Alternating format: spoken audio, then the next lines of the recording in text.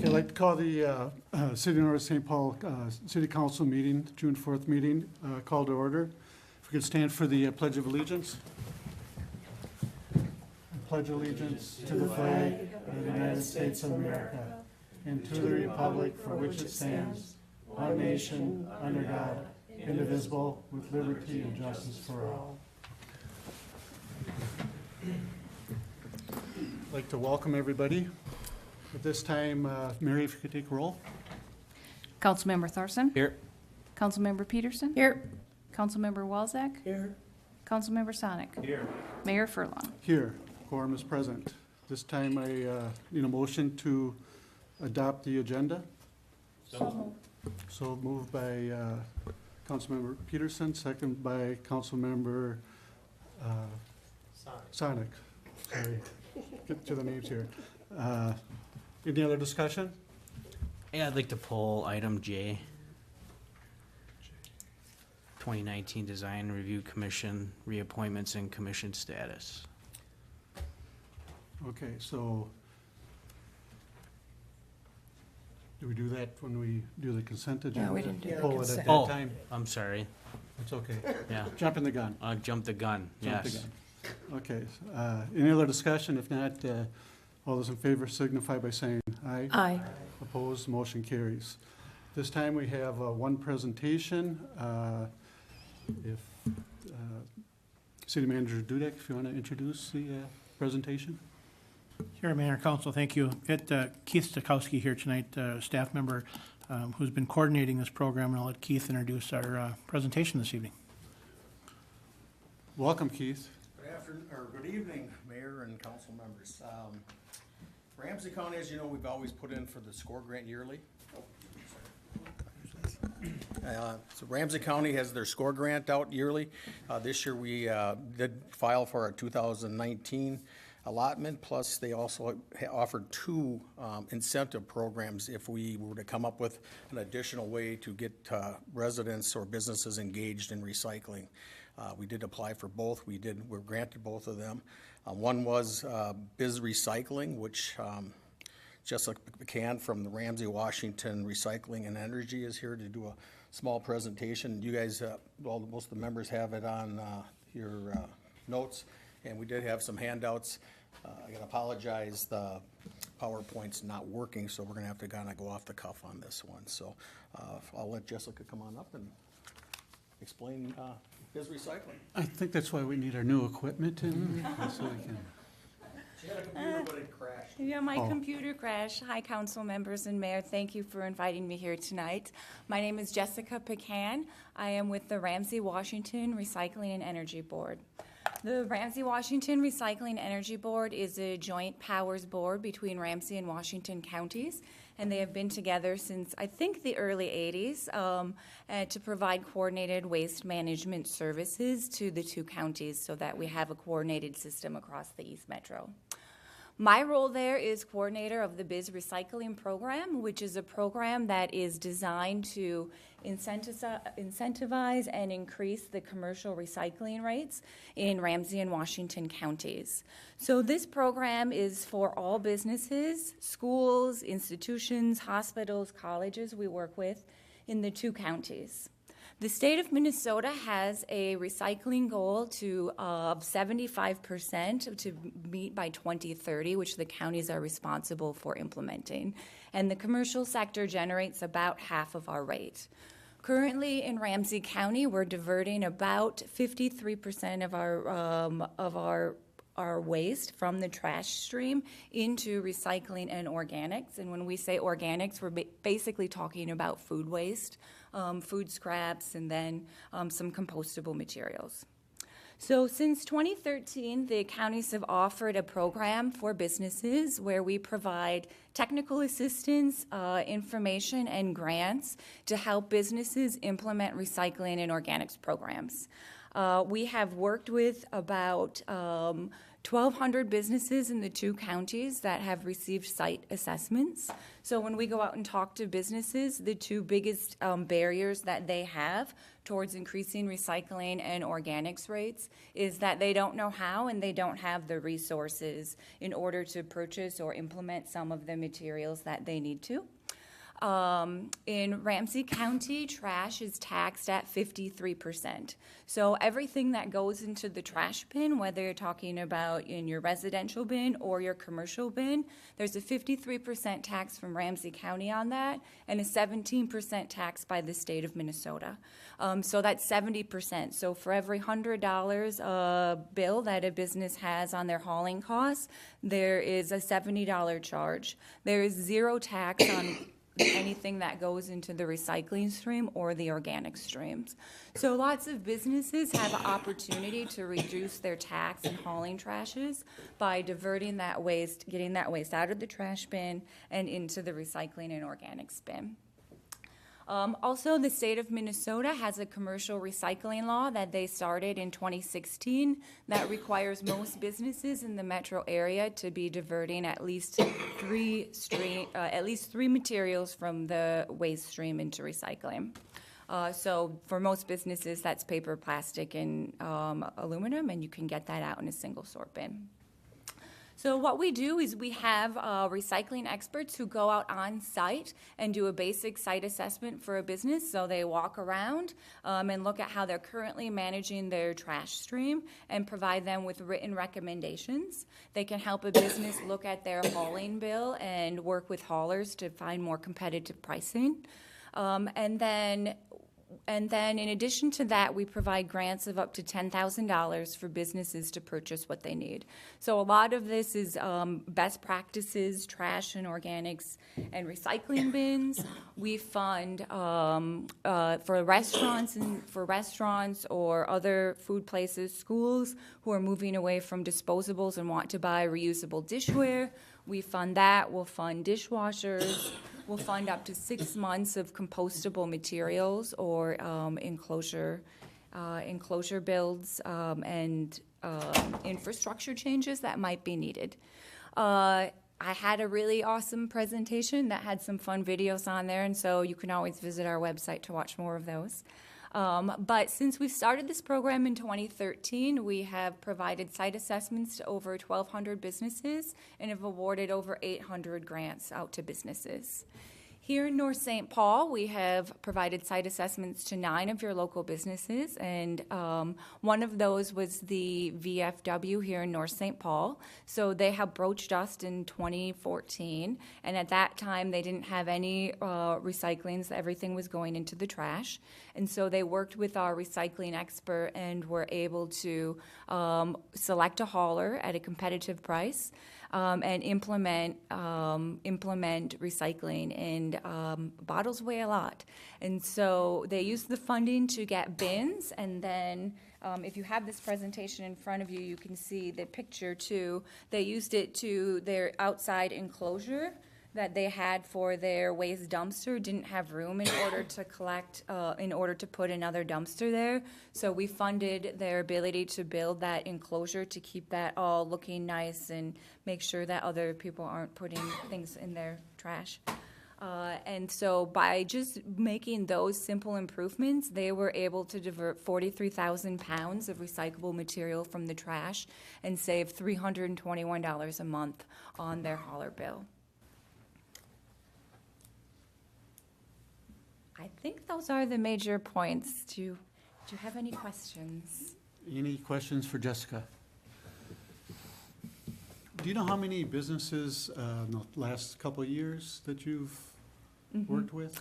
Yeah, so we've had 9 businesses who have gone through and got a site assessments here in North St. Paul. Is that from day one, once you started the program, or is it? Yep, that's since the beginning of 2013. Yep. Okay. And we're also just launching a program. It's in the pilot phase this year, which is working specifically with multi-unit complexes. And so that this is going to be for residential For residential apartment complexes that have over 4 units, it's up to $10,000 per property in order for them to get bins and build enclosures for common spaces in residential units as well. Are you seeking them out, or do they seek you out? So we do both. We have a pretty strong outreach and advertising campaign, and we also do targeted outreaches through our partners with the cities. We have partners with the chambers in the 2 metro areas as well. So I know one of the churches that you had done this a couple of years ago, you really helped a lot. Yeah. So, Yeah, that's what the city's plan is to do, is do an outreach program throughout the whole city, not just, I know they've done that at the Business Association years past, but also just include, with all the new development coming on, this would be a perfect chance to get in and help these new developments do it right the first time, so we're way ahead of the curve. And also with the new school referendum, I know they were talking possibly even going back to getting away from the styrofoam and things like that, and like she said, Jessica said about buying dishwashers or plates. So in the school days, they kind of got rid of all that stuff and went to styrofoam and their trash bill, and if they can cut their bills, 75% on the garbage. And then maybe try organics. I don't see Peters back in the day was looking into doing that. So through community development and websites and city billing, we'll try to get the word out and hopefully make that connection. so people can contact you? Yep, at City Hall or on the website, they can definitely go to Biz Recycling. There's an application you need to apply for, and like I say, a lot of it's dollars that are there that you just have to apply. And Right. Good. Tom? I just ask a couple of questions. On the operations, it says that the municipal solid waste managed in R&E system, and it's a split of 51 and 49% that was delivered to transfer stations, and that was delivered to the R&E center. So is that showing that 49%, what am I reading here? Does this mean that 49% of the municipal solid waste was recycled? Or is it that? Yeah, the current diversion rate from the waste stream in Ramsey and Washington County is about 50% for the 2 counties. That goes into recycling and organic streams, not into the trash stream. Not into the trash. And so that 51%, that wasn't meant to be recycled, but was dirty recycling and couldn't be recycled, or is that? Yeah. So in Ramsey and Washington County, all of the trash goes to the Recycling and Energy Center in Newport. Okay. Recycling streams go to different facilities that are privately owned. Oh, okay. So what came to Newport, you were able to divert about half of that?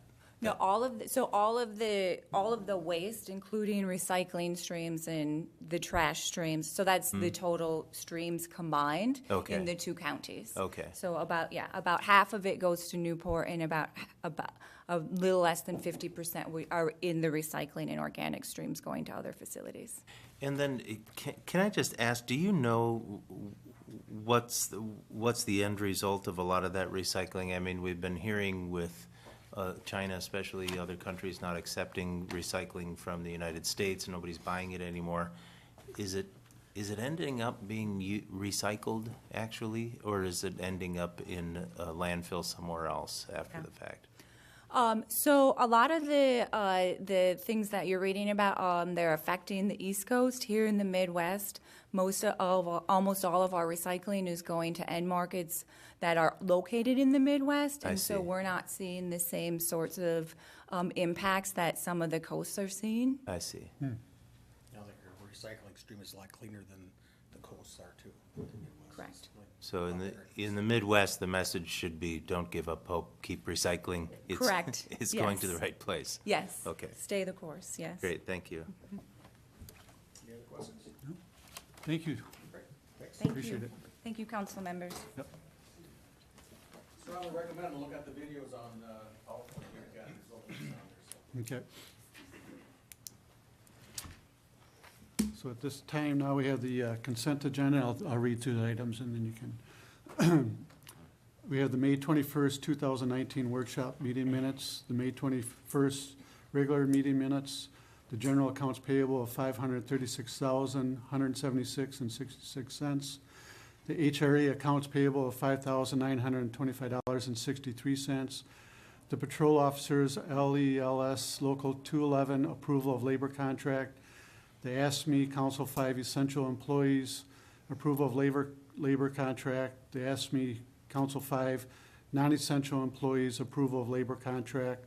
The Colby Hills ADA Park improvements. The Silver Lake water treatment. The 2019 Design Review Commission reappointments and commission status. The renewal of City 3.2 on-sale liquor licenses, renewal of city off-sale intoxicating liquor licenses, renewal of city on-sale intoxicating liquor license with patio or outdoor serving areas, and renewal of city on-sale intoxicating liquor license without patio or outdoor serving areas. So at this time, any council member wants to pull an item, they can at this time. Councilmember Sonic? I'd like to pull item H on Colby Hills Park. And that'll become number B on the agenda. Councilmember Thorson? Sorry, and then I'll pull item J.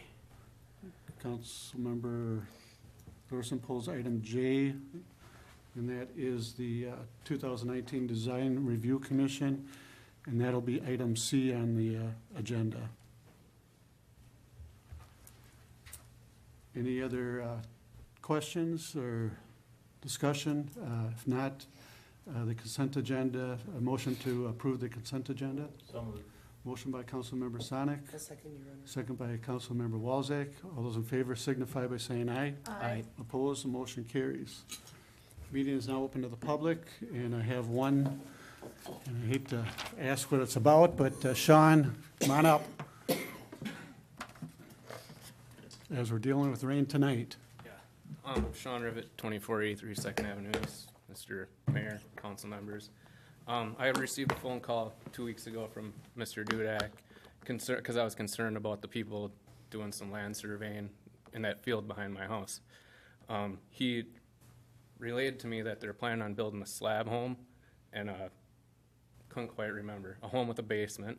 And he made sure that I was fully aware that he is aware of my situation and that anything he does will not affect my area.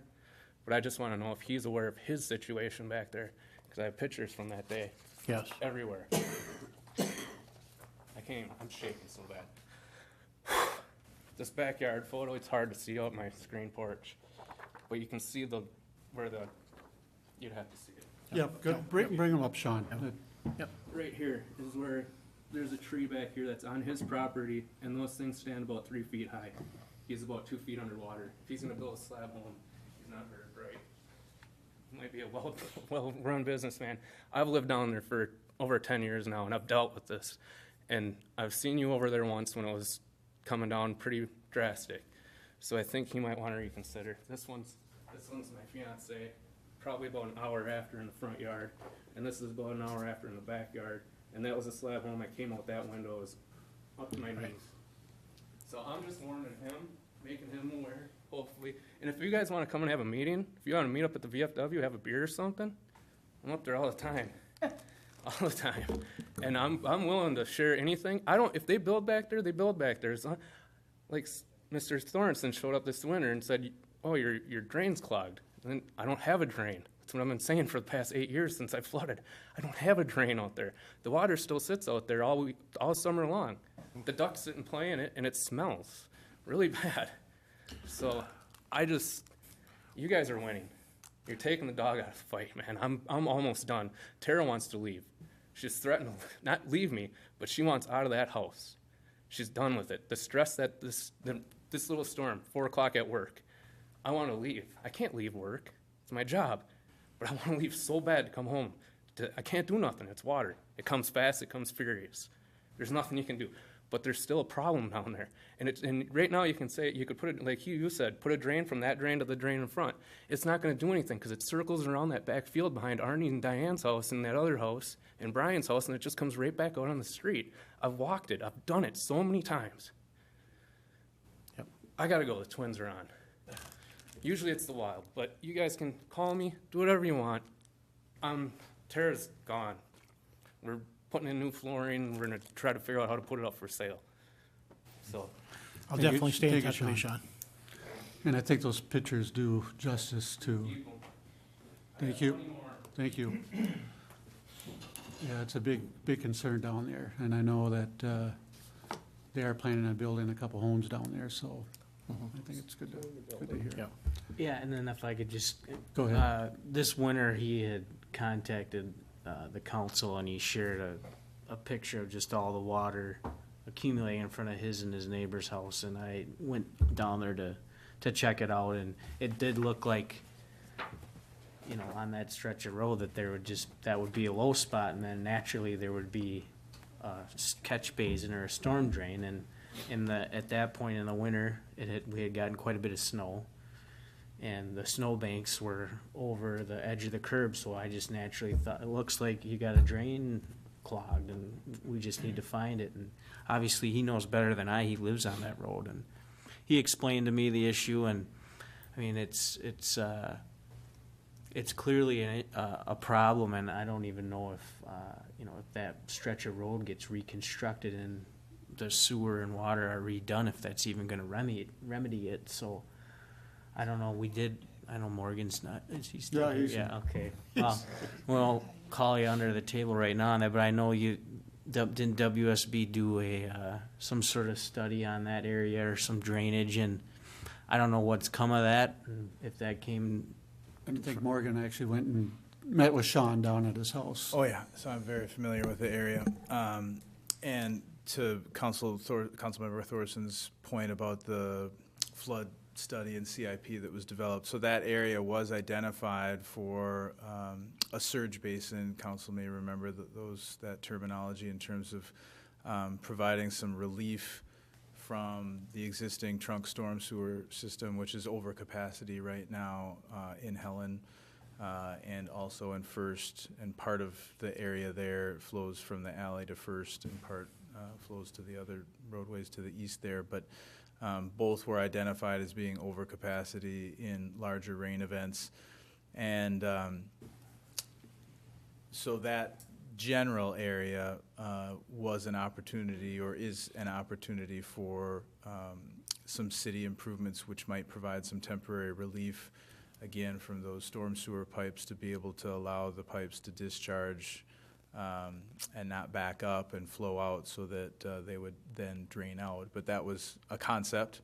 There wasn't a specific lot or lots identified, but that was an area of study that was identified as an opportunity. But as you know, the city does not own that land nor control that land, so that was just a part of the plan. So that information was shared with Mr. Rivet back then. Certainly we had some public open houses and shared that information with the neighborhood and the city at large as well too. So and to your point, I think that, you know, if and when those streets are reconstructed, some limited ability to lower the roadways from that extremely flat area in the interior might provide, you know, some benefit in terms of allowing some of that area to drain out to the right of way instead of just sit on private property or private land. But short of that, I mean, the options are fairly limited. It's a very flat area with not a lot of grade and not a lot of opportunity from a utility standpoint right in that very location to be able to create some immediate or initial relief, although, again, that area was looked at in the study from a flooding standpoint. And I can just say that I've been well in touch with the property owner and the construction that he's proposing there, and that he's well informed, and he's lived through this flood himself there at the business. So he's well informed of it, and we'll stay in touch, and nothing has been submitted yet at this point, but understand that he is progressing for that. Okay. Any other discussion? Can I Councilmember just Sonic? ask, I mean, if this just comes as part of the natural setting of where this house is located, I presume this house has always had this problem well before Mr. Rivet bought it? Correct. So just like he was saying, someone would be foolish to build there, someone was maybe foolish to build there in the first place. So there's really, so what's limiting the city from doing anything right now is there is no adjacent property that the city has rights to do anything with. And so, because probably the best, even short-term remedy would be to add a surge basin in the immediate vicinity, and we can't do that because it's not our property. Okay. And then not only adding the surge basin, but then we would have all the other related infrastructure, the in and outlets along with that also. And so would an option be to look at potentially acquiring some property over there to do that? And obviously, it's all residential homes. Is that something that's been looked into or discussed or as an option? Or I think that was the original intent with this open property that was there, probably 4 years ago. But nothing materialized with that, with a project or anything, and so the property owner has decided to move ahead and develop it for his own staff. So it's not something that he's building and selling or, speculation. It's something that he would build for his own staff members as far as housing, helping them out and retaining long-term members of his company. And it's not a floodplain. I mean, could you just make it a floodplain, or is it knowing that it does cause a lot of flooding? No. Well, so from knowing that there's not currently an application, I don't have any detailed survey or topography to review at this time, but from a regulatory standpoint, I guess I'm not aware of anything that would preclude a property owner from at least proposing to build a structure or submitting a building permit application, assuming that no variances or other kind of land zoning approvals are necessary. We'd have to review what was submitted at that time. But again, it's not within a floodplain. There's no regulatory basin or lake flood elevation that would preclude or control building elevations. But again, we would need to see what was proposed from a siting and from a elevation of the home, basement foundation and grading, proposed grading, to be able to make a determination on whether it would, meet zoning code and pertinent flood protection elevations for not only the subject property, but also, we are concerned with the surrounding properties as well too. So that's something that staff would take a look at that time. And the issue is that not so much that it's a floodplain or a low area, it's that, just as we mentioned, that our storm sewer system is over capacity. So that's what causes the flooding. It basically vents at that location. Correct. Which was what causes the flooding of those areas. It's not that it's a low-lying area in like near a lake or a flood zone or something like that. Any other comments, Jan? But just the footprint of new homes would change the whole, how much more water that Sean and the neighbors in that area would get, because it's not going down. It's just one more hard surface. It's collecting more. Well, I'd have to represent to the council that it's to be determined. So we don't know exactly what they would do with their direction of stormwater runoff. In any rain event, just providing more hard cover, more surface on a piece of property is not going to add to the quantity of water. The same amount of water falls on the same property. But they would be responsible to direct that drainage and runoff in a way that met city staff review and regulations, state statute, maintaining generally existing drainage patterns. So that's something that we would need to have more information to be able to review. Thank you, Morgan. So at this time, we have no public hearings, city business action items and recommendations. City Manager Dudek. Thank you, Mayor and Council. We have a representative here tonight from the Polar Ridge Trident Development in the past, if you recall. It's a TIF refinance. So they're refinancing the property. And we've got an individual here tonight that can speak to the refinance and the details of that. This has also been reviewed by our TIF attorney. And so we'll let the presentation. Welcome. Thank you. Good evening, Mayor, members of the council. My name is Patrick Brama. As mentioned, I'm with Trident Development. I'm here tonight in regards to the Polar Ridge Senior Living Project here in North St. Paul. As mentioned, we are in the process of refinancing our property. And with that refinancing, there's some administrative items that are required that were being passed from the bank to us. And now I'm here in front of the city making some requests. So taking a step back from a high-level perspective, I think a lot of people might know this, but if you don't, typical real estate development projects go through a few different phases of financing. Initially, we have our construction financing. After the project's constructed, we get through this kind of interest-only period, and we do a mini permanent loan, typically 2 to 3 years. And then after that mini permanent loan is completed, then we move on to permanent long-term financing. And sometimes that permanent long-term financing comes with certain strings or requirements from those lenders, which in the case of the North St. Paul project here, we have a TIF note that is registered against the property from the city of North St. Paul to the property owner. That TIF note, as requested by the bank, they're asking to be able to have the ability to collateralize that loan that TIF note in the event that we default on our loan. So there's a couple documents that are in front of you this evening. One is a reassignment of the TIF note, and the other one is the collateral document, collateral agreement. Typically, we would only be issuing or dealing with a collateral agreement. In this particular scenario, there's one little additional step that's involved, which is that reassignment document that you see included in your case as well. I just want to clarify that because it may be, even for me, when I first started looking at the project, why are we reassigning the note? The financing agency, the lender that's providing the financing for this project is using a HUD loan or HUD-based loan. HUD requires that a real estate property, be separated into two ownership entities. One would own the assets, so the real estate property, the building, all the improvements, and then the other entity would own the operations of the business.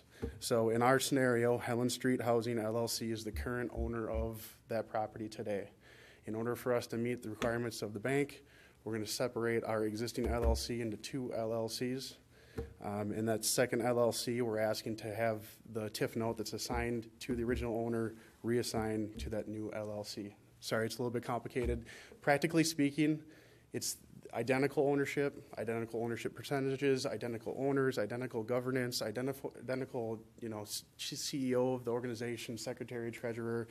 Everything's the same. It's just a formality that we're being required to comply with from HUD. So in summary, there's two agreements in front of you tonight. One is the reassignment, which reassigns the TIF note from the existing ownership group to the new ownership group, which is the identical ownership group. And then there's the collateral agreement from the bank saying, hey, if developer defaults on this loan, we want to make sure we have the ability to continue to collect TIF. However, if that scenario ever occurred, they need to comply with everything we need to comply with. So they need to do the reporting. They need to operate the business. They need to pay taxes, most importantly. This TIF note is a pay-go TIF note, which means the developer doesn't get anything until after we've paid our taxes. So there's a lot of security involved in these notes and these agreements on behalf of the city. It doesn't change the city's protections. It just allows the bank to step in the event that we default. However, they have to meet all of our obligations if they were to receive TIF. I think that's a summary of where we're at. I'm happy to jump into detail if you need. Seems awfully creative. Any questions for Patrick? Councilmember Sonic? Question for our city attorney. Are you okay with this? Okay. So I believe Mary Ippel's the one who reviewed it. So I did not review it, and I can't comment on the details of it. What I would say is that this is common, and they're reassigning their entities, getting a new entity. It's the same terms, same conditions. Like he said, if the business defaults, the bank can step in, which is an advantage to them. That's part of their security. But it doesn't in any way, shape, or form relieve them of their obligations to the city. So the city's still protected on this. I could just Councilmember add something. Thurston. I mean, to put this into perspective outside of the TIF, I mean, it's pretty common that a business, that they own a building and they have a business that operates and it have two separate entities for lots of reasons. So an example would be if the city of North St. Paul was a business, this building we're in here would be owned by a separate LLC that would own the building. And then everything that's in the city, the city manager and the finance department and everything that would be the operating company would be a separate LLC. It's a very common thing that you see, so this is nothing that's strange. I guess it's strange it wasn't formatted the way in the first place, but I'm sure there were probably some reasons why, but, Yeah, and as Soren mentioned, Mary Epple from Briggs and Morgan, she's the one that reviewed this. She's been involved with all of our TIF agreements through the process. Any other questions? Thank you, Patrick. Appreciate it. So at this time, motion would be to adopt the resolution approving the assignment and assumption agreement and collateral agreement as presented. So moved by Councilmember Peterson. Second by Councilmember Sonic. Any other discussion?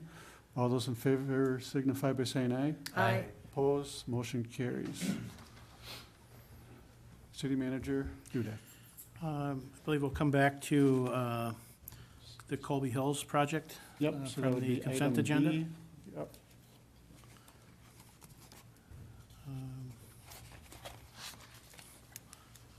And it's a project proposal from previous, this was started, I believe, last year with the replacement of the playground equipment that was there. It had been gone back out to look at the ADA accessible items and doing some additional access work as part of this project. It had gone back to the Park Commission for some of the more of their input and recommendation. And I believe WSB also had worked on this and putting together a plan for the access requirements. And Morgan was here also, can be able to touch on some of that as needed, but there were some additional questions and reason why it was pulled. Councilmember Sonic. Yeah, so the question is, and I know everyone got the email here, but was there opportunity here for public input regarding the ADA modifications? Was that something that was expected to just be done at the Parks Commission meeting? I'm not sure if that there was any specific input on the ADA. The only thing I know that there was the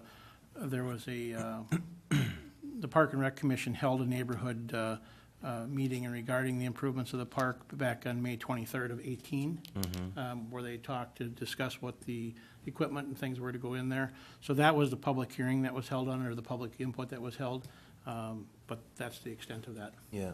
Well, I think there is some call among our residents to have more of a voice in any of the ADA work that's being done throughout the city, whether it's on sidewalks, streets, that type of thing, or it's in, public land like parks and things like that. Is it a requirement for us that we should have interested parties, including people with disabilities and organization representing people, to have a minimum opportunity to participate in the development of the plan by submitting comments? And if so, why don't we just do that? I mean, couldn't that be something, anytime we're doing work on a park in particular, that we would have our ADA compliance officer, I think that's Keith, right? Right, with our new ADA plan? Correct. So that, couldn't there be something that could be made available to the public that would say that we're going to be considering ADA not only compliance, but, because it's at the minimum that we comply, but are there other things that we can do that would help people with disabilities to access all of our public spaces? So I think there's, in this emailer brought up a very good point, which is something that, I hadn't thought of, because, my thinking was like, well, how many people in wheelchairs are trying to use playground equipment? But there could be people in wheelchairs who are caring for children who are using playground equipment. And so that access just broadens in that sense, the need for that access. So I wonder if we couldn't do more to get public input to inform us about what the needs are from people with disabilities, to ensure that we're doing what we can and not just what we're required. I think we can always do more. I think the question is the balance of that, of cost. I mean, we're certainly not doing this just on the cheap because we want to get something in and we're not conscious of accessibility. But I guess is to have that, the balance and or direction on how far do we go, to what level. You know, here WSB has put this access together, this plan, but clearly there's input from the public that could be taken. But I think that's the question, is how far do we go with this so that we know, not only for this project, but future projects, that process to follow. Yeah, because I think, there's always just the financial balance of, because some of these modifications are very expensive, I understand. And so, but even to just have that voice present, so even in the planning to have that voice present of people who can represent people with disabilities or people who have disabilities to come in there and say, could you consider this? Could you consider this? So that there may be things, we're covering the minimum, but there are simple things that could be done that may not be very costly. And, and in the end, we would still have our discretion to be able to choose what we feel we can afford over and above what is required. But at least there has been that opportunity for input. And maybe because there was a public meeting that they had a year ago to talk about the playground and replacing it, but truly back a year ago, I'm sure that these items weren't the focus. Right. ADA wasn't the focus. The focus was, by all the people that were attended, was, yes, this is the playground equipment that we'd like to see. These are the activities we want to see, and that's been the extent of it. Yeah. So to expand on what those meetings are. Right. Councilmember Walzak. When you're talking though about the meeting that was held at the park, was not really held as a public hearing type of a meeting? Was that not just when they normally contact the 350 feet area to even let anybody know about the meeting? Isn't that the distance that they go? It is, but it was specific to talk about the replacement of the playground equipment. Right, but I'm just saying that, so it wasn't like anybody was reaching out to anyone with disabilities to come to this. No. They were just doing the regular meeting. This Right. wasn't special for that. It had nothing. But I don't think we would, for a meeting, we wouldn't be singling out people with disabilities. We would put out a general meeting notice. Right, I understand that, but if you're looking for input, I don't even know that we have a base that we go to. I mean, that we could go to and say, what would your input on this be?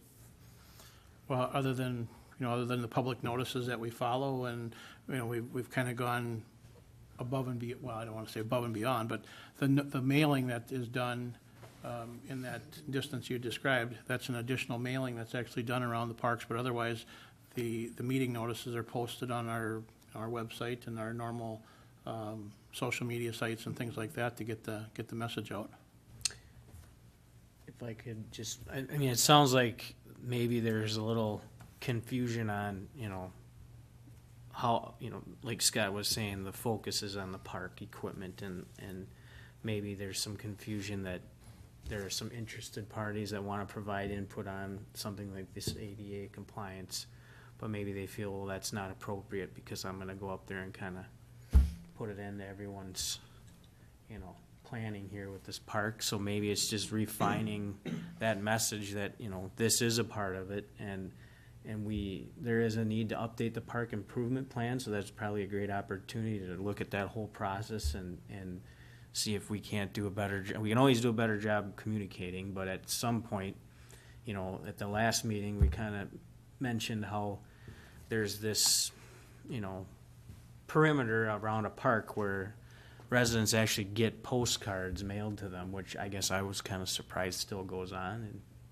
But what's the expectation that we are sending proper notification out to residents? Where do you draw the line? I mean, to me, it's today's most effective means of communication is through, the internet and the newsletter, but we still as kind of an older, antiquated way too, because I think more and more people are going to be switching to paperless, or hopefully they do. So, it's just people getting used to different ways of getting their information. I understand it's, a change, but that's probably part of the conversation as well, as what's our expectations of our residents to, to get the word out. And I'm sure there are some that still want to get that notice mailed to them, and I'm sure we can still accommodate, because we do that, but I think most of it's kind of driven towards the website, social media, and all those sorts of avenues.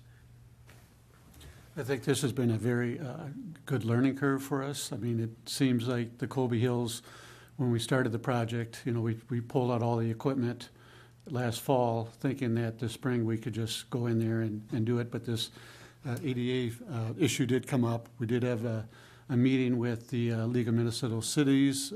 Morgan was there, Soren was there.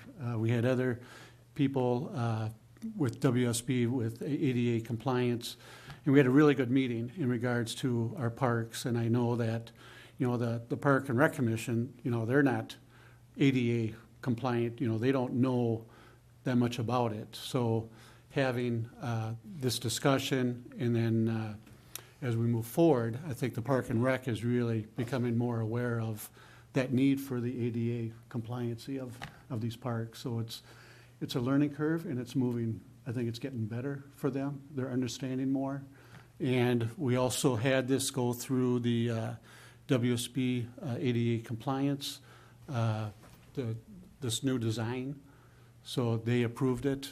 Am I correct on that, Morgan, that we did have a vetting of the playground for that? So as we move forward, I think that's going to be more and more on our radar for ADA compliance. So, Go ahead. Go ahead, Soren. I was just going to say, one of the things, and I don't know, maybe it's the lawyer in me on the terminology we use, but we talk about ADA compliance. That is part of the review that WSB offers. You start with the policy decision at the Park Commission. Here's what we'd like. We would like this kind of playground equipment, and then once we're doing this, does it comply with the law in terms of accessibility? And as has been pointed out, okay, so that's the minimum standard. But the idea is you are now ADA compliant. So going forward, what you can do is you can create more accessibility if you want, but it's not really an ADA requirement at that point. It's a value statement of North St. Paul. It's not a compliance issue, or we're doing something against the law if we don't do this. The plans that are brought before you are meant to be compliant with all of those criteria. It doesn't mean you can't do more, but it's important to then know those call-outs are sort of optional at that point, at least from a legal standpoint, maybe not from a community standard standpoint, but I think going forward, that's how the discussion should be had. Plans that are brought forward aren't not ADA compliant, but you can always do more, but I think it becomes an eyes wide open sort of proposition. You've met what the law requires. Here's the additional cost to go beyond that, and when you engage the community, which is a good process, here's what those additional requests cost. Balance it. And that to me is the policy statement that should be put before the council. Because to me it's important to understand that it is ultimately optional based on your value statement. So, Thank you. Just to mention one of the other items on this plan, one of the things that I would look at that we possibly change, and that's the asphalt trail that's listed on here that goes in from the street into the open air shelter. To me, I question the width of having an 8-foot wide asphalt path. I think, to me, that's something that should be concrete, and I don't know that it needed to be 8 feet wide. I look at this as like a carriage walk. This park is in a residential neighborhood. This isn't like a park that's set back, several hundred feet from the street that we're going to be having, vehicle traffic or something like that on. This shelter is probably only set back from the road 30 feet. And I just think it blends in a lot more with the neighborhood. Keeping it, even if it was something, we've got a 5-foot path, 5-foot concrete path from the shelter into the play area, and something similar to that coming out to the street, I think would be more in character with the neighborhood.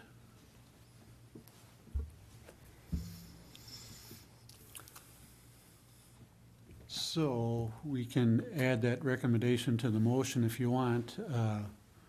And I guess we would also look at maybe making some minor field adjustment with that, either adjusting the actual location of the path and/or tying in so that there's access to the drinking fountain there that's just to the left of that current location. Yeah. Because right now, there's no access to that. So the possibility of making a little field adjustment with that, and again, to me, with the concrete, I think it just is a lot more aesthetically pleasing to the neighborhood. Do you know how much more that would add to the project? Ballpark, or? I don't. I mean, if we were actually shrinking, Morgan, maybe you would have some input to that? We're keeping you busy tonight. You should have. Mr. Mayor, members of the council, we talked about this a little bit. I think that certainly is a fair recommendation that City Manager Dudek is bringing forward. In terms of cost differential, there's some savings because we're talking about, 3 less feet in width, but a change of material might be from about $2, $2.50. I don't know what the actual quote was per square foot to maybe $5 a square foot. So I guess in terms of my rough general gut feeling is it's about a wash or maybe just a marginal increase. I wouldn't think it's going to be a significant difference, but I don't have an exact number. To City Manager Dudek's point, I mean, I think staff would easily have an opportunity to just have the contractor revise their quote based on, this revision, and if council would allow some latitude on the part of staff to just move forward with that adjustment, assuming that there's not a substantive change to the cost of the project, and if there were, that staff would bring that back to the council, then that would allow for that change. Thank you, Marty. So at this time, I guess I'll add to the motion. The motion would be to approve an additional, I won't put a dollar amount, or should I just leave it open? Leave it to staff. I think you can just indicate that you're changing the spec on that one component and that, up to staff's discretion regarding, a minor change in the amount. I think staff has a good idea of when it should be brought back to council. We can certainly try and hone it down if you want, but otherwise, I think just the language about a minor or an incremental change is You're saying this fine. needs to go back to council? No, Okay. no. Okay, so the motion would be to approve an additional dollar amount. It's $4,825, but discretion amongst the staff, adding the recommendation of cement for the path and also cement to the drinking fountain. Correct. For the Colby Hills Park project, and all the funding would come out of the park fund. Does that sound okay? So moved. So moved by Councilmember Thorson, Second it. second by Councilmember Peterson. Any other discussion? All those in favor signify by saying aye. Aye. Opposed, motion carries. City Manager Dudek, you got item J. Item J, the next item will be the discussion on the Design Review Commission, the reappointments. Councilmember Thorson had some questions on that. Yeah, we had some discussion in the workshop about the DRC getting back active again, and just, I mean, from my perspective, it just kind of seems like it's a redundant role of a lot of the things that they're going to be looking at. The Planning Commission is going to be looking at.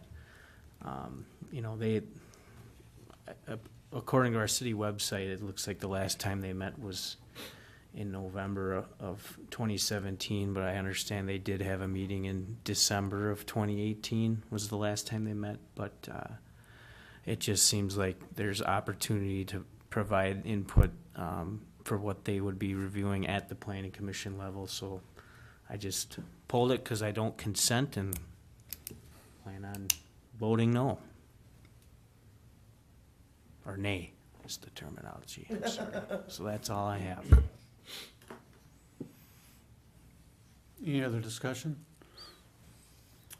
If not, all those in favor by Their motion. a motion to approve the resolution placing the Design Review Commission back on active status and making commission reappointments for 2019. So moved, Your Honor. So moved by Councilmember Peterson, Second. second by Councilmember Sonic. Any other discussion? All those in favor signify by saying aye. Aye. Aye. Opposed? Nay. Motion carries. City Manager Dudek. I believe that's the last city business item that we have. Okay, if you want to go into your report? Sure, I have a few of them to just informational wise again. Again, reminder with our DHRC that was just reappointed, they will meet at 5 PM then on the Thursday night, the same night as the Planning Commission, as we want to streamline that process and keep that moving as efficiently as possible with the upcoming projects that we have coming. Street maintenance, again, none of these topics are in any order, but street maintenance, as we talked about at their last meeting, 15th Avenue and Spirit Drive, so 15th Avenue west of McKnight through Spirit Drive out to 17th Avenue. We'll be sending out letters tomorrow to the neighborhood and starting that maintenance project and replacing damaged sections of curb, settled curb. We'll be doing pothole patching, and then eventually edge mill along the curb with a complete resurfacing of that road area to buy us some additional time and longevity of that road prior to needing a full reconstruction or further. So that will get started, and I know it will be well received by the neighborhood that the road is in really tough shape. Silver Lake street work will begin, I believe, June 17th.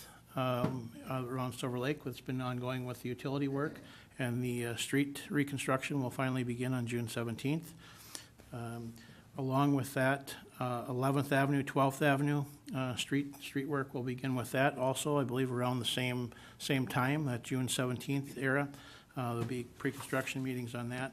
So again, that'll be mill and overlay on 12th Avenue from Margaret all the way down 11th Avenue to McKnight Road.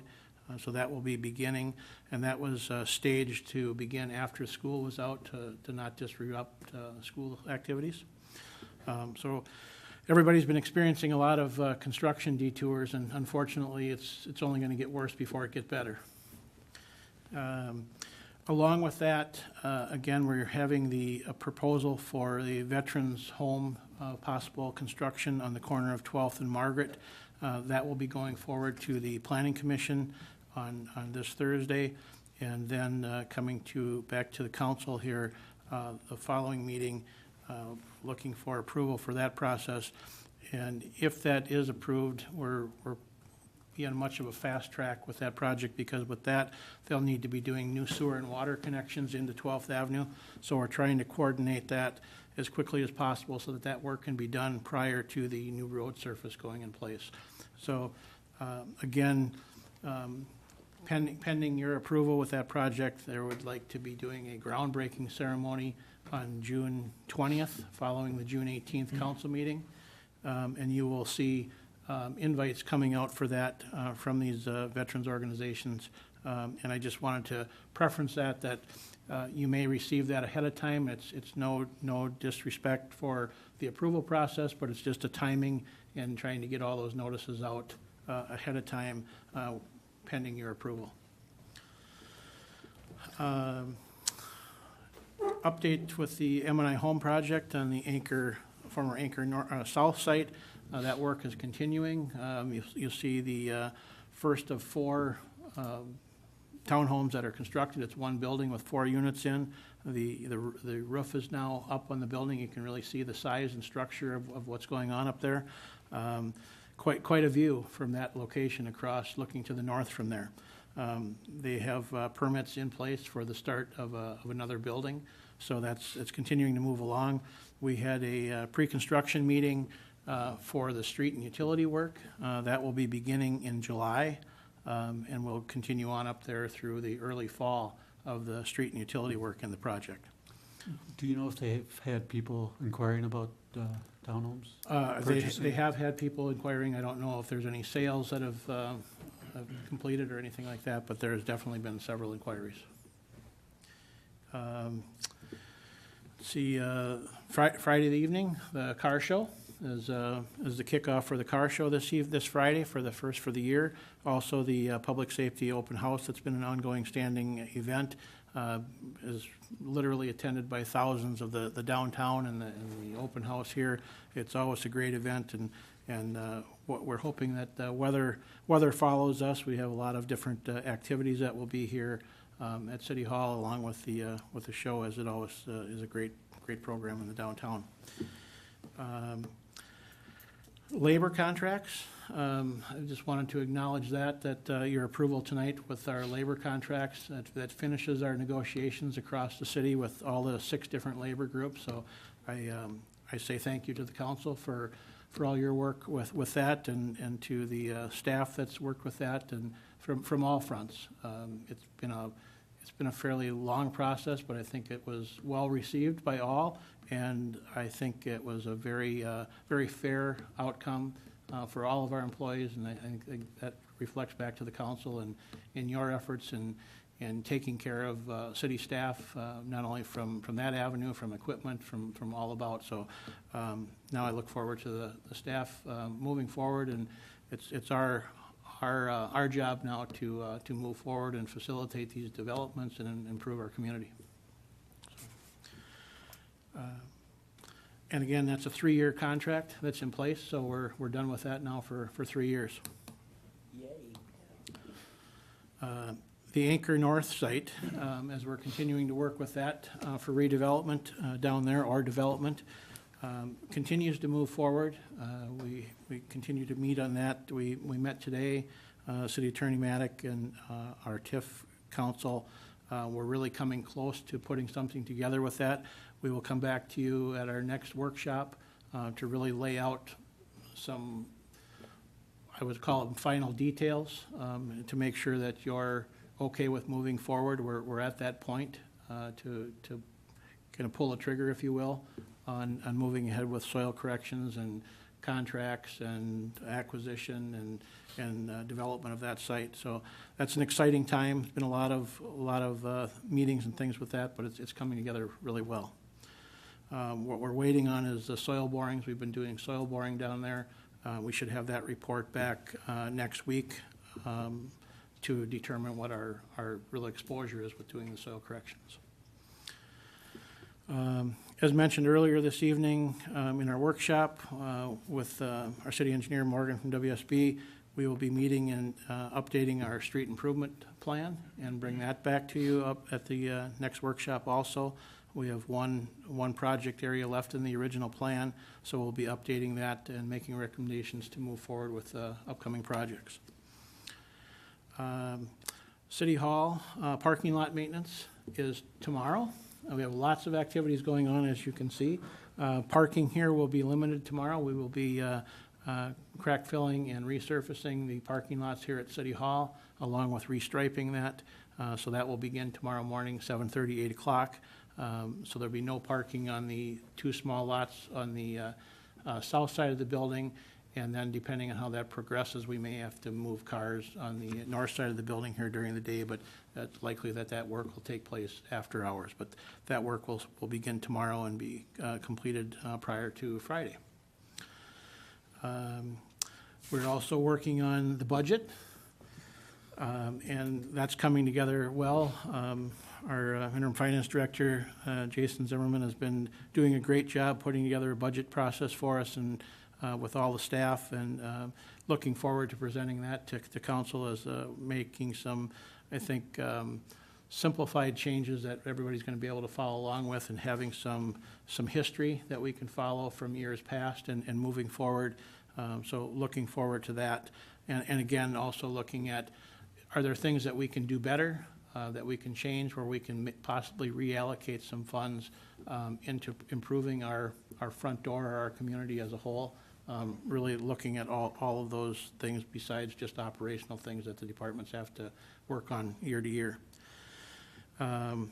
Police Department, we have a new officer that will be starting in mid-June, has gone through the vetting process with background checks, physicals, and all those. That officer will now be starting in the field training mid-June, and then we've also made a conditional offer to another officer after we just completed the interview process here a couple weeks ago. So then that background check will be starting also. Last but not least, we had another water main break last week.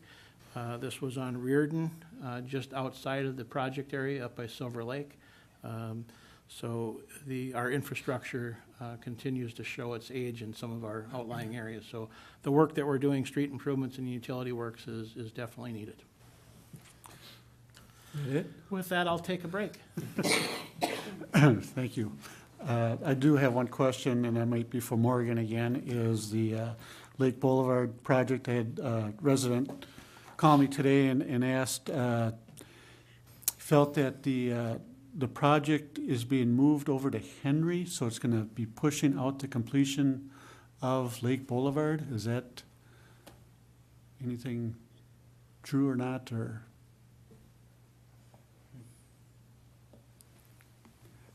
They had said that part of the project is moving over to Henry Street, and then the completion of Lake Boulevard will be pushed out at a later date than what was determined. And I believe the completion date is September, right around? Yeah, we're shooting for, October for maybe, miscellaneous cleanup. We do have some utility work that I think it will make sense to let some of the wear course sit another freeze thaw before we do the final lift of paving, which would be the following year. Obviously, we'll be doing some lawn restoration the following year as well, too, depending on what takes this year. But I'm not aware of any work on Henry that's going to be dictating a delay in schedule, and everything based on the pre-con and the submitted contractor's schedule in terms of the completion of Lake Boulevard or any of the other streets there is still on the original schedule in the contract as kind of put out there earlier and as presented to the council previously. If there are changes, we'll share those with the neighborhood as they become available, but Right now it's right on course. I don't have any information to show that it's not. We did have a water main break, couple, and we addressed one that was within the project area, as you know, and then there was this other one that was nearby. But again, that is not affecting the start. The proposed start for the street contractor is June 17th, and so there's no delay there at all. And I believe the intention is that the project would start up in the Dorothy Park area, up that area, so that we're not in direct conflict with Silver Lake Splash, in the heart of construction there. So we would, the project would start up on the other end to stay clear of that until that's over. That's correct. I did work with Deborah Gustafson to at least provide preliminary information to the Silver Lake Splash folks that we don't think that we're going to be in their area for their event, which is positive from their standpoint in terms of coordinating it two summers in a row with construction. Good, thank you. Okay, reports of council, commissions, and committees. Councilmember Sonic. Planning Commission meeting this Thursday, 6:15, right here. Be there, be square. That's right. Councilmember Walzak. I have nothing, Your Honor. Councilmember Peterson. Believe it or not, I don't have anything tonight. Councilmember Thorson. I have nothing. General business, Councilmember Sonic. I have nothing, thank you. Councilmember Walzak. I have nothing, Your Honor. Councilmember Peterson. Nothing. Councilmember Thorson. Just real quick, wanted to bring up the email that we received from a resident about the potholes on Helen and 17th, and the follow-up from that. Obviously 17th is a county road, and I actually went up there to see the area that I thought he was talking about. It looks like a lot of it are potholes that are around our manhole covers, which I'm assuming are in our Those are bad. responsibility. So, initially, I think anytime a resident calls and says, there's an issue on a county road, we tell them it's a county road and there's a process to contact them, and we're behind as it is with road patching and things and have limited resources. I can imagine that they're in the same boat. But the problem is the pothole is there and it continues to get worse. So I wasn't exactly sure is there some sort of existing agreement with Ramsey County where, you know, if it's a relatively simple patch, like, you know, in my opinion, it would be the patching crew drive by there, fill it in. It may not be, you know, permanent, but at least it's something to alleviate, you know, any issues. And then is there a kind of a tabulation at the end of the year to say, hey, county, by the way, this is the stuff we've done. Is there any kind of reimbursement, or is it just, it's a county road, we're not responsible, we don't touch it, we gotta wait for them to get to it? 'Cause it seems kind of, you know, to kick the ball back and forth. Ultimately, it is in North St. Paul, and I feel it should be our responsibility. And if we have the time and resources to fix it, and the county is acceptable of that through a kind of a reimbursement time and material deal or something, I don't know. I just wanted to bring that up because it just doesn't seem like it's you know, a very efficient way to solve a problem, to have residents reach out, be told it's not our deal, and kind of kick the can down the road and hope that eventually they can meet up with whoever is responsible and then they can address it. But Yeah, currently there is no agreement like that in place, but I did, you know, that was reported at least a couple weeks ago, those potholes there to the county. And I followed up today with the area supervisor, and he told me it was either gonna be done today or tomorrow at the latest. And so my response was out to our resident that was concerned and responded back that if it's not done tomorrow, we will do it. But I can tell you that the county is very protective of anything on their right away, of us doing anything, whether it's a street sign or this type of thing. Yeah, they are extremely protective in not wanting us to be doing things on their right away. But it's certainly something that we could, you know, talk about and see if there's any give and take, because we're all in the same boat, and ultimately we want to have safe roads and things. But yeah. Okay. And then one other quick thing. See the rain's coming down again. On Memorial Day, I drove by on McKnight right over there by Holiday and noticed there was clearly a failure in the silt fence and just a river flowing into the curb of, you know, brown murky water going into the gutter, and then down at the corner of 36 and McKnight, that whole drainage pond at the time was half clear, or as clear as that gets, and half just, you know, muddy as the table. And I had made a call to you, and what's the process there of monitoring?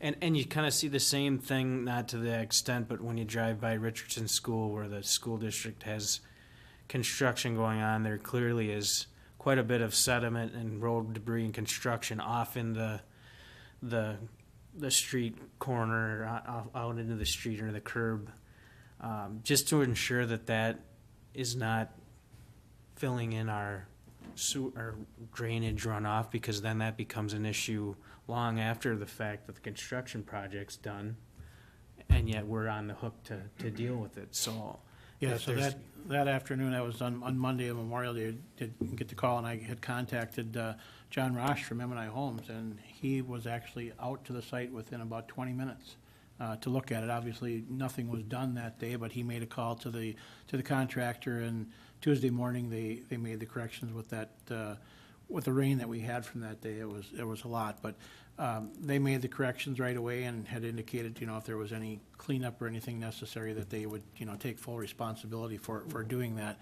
But it's a combination. So the watershed is following up with inspections on that site because of the size, the size of that site. So they follow up on inspections, and then also as the buildings start. Under our building permit process, our building officials will also be doing erosion control and runoff inspections related to the specific building. So there's a couple agencies that will be following inspections, but it's also something that if you see it, to let us know so that we can make sure that we get it taken care of. that's it. Okay, all I have is I got to apologize for Monday. I had the mayor meeting at City Hall, and I had an appointment at 9 o'clock, a personal matter, and it went till 12 o'clock, so I couldn't make it down there. And I had 3 people show up and wasn't able to meet with them at City Hall, but at noon, I did go over to each one's house and was able to meet with them, and they were happy with that. So I apologize for not making that meeting. It won't happen again, hopefully not. With that, I don't have anything else. We don't have any closed session, so motion to adjourn. So moved by Councilmember Sonnet, second by Councilmember Walzak. Any other discussion? All those in favor signify by saying aye. Aye. Opposed, meeting is adjourned. The next regular meeting is for Tuesday, June 18th at 6:30 PM.